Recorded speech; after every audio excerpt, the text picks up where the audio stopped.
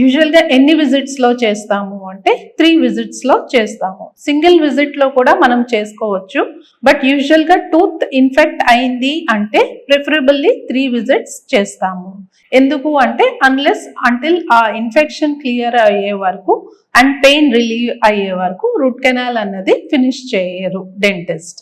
So initial visit 3 visits లో first visit లో ఏం చేస్తారు అంటే లోకల్ గా ఆ టూత్ దగ్గర అనెస్థెటైజ్ చేసి ఆ నరం ఏదైతే ఎఫెక్ట్ అయిందో ఇన్ఫెక్ట్ అయిందో దాన్ని ఎక్స్పోజ్ చేసి కెనాల్స్ వరకు యాక్సెస్ తీసుకుంటారు.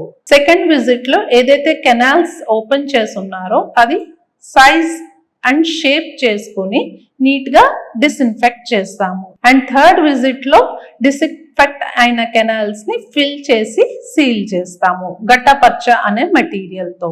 సో ఈ 3 విజిట్స్ లో రూట్ కెనాల్ అయిపోయిన తర్వాత కంపల్సరీ క్యాప్ అనేది ఒక ప్రొటెక్షన్ కోసము పెట్టించుకోవాల్సి ఉంటుంది.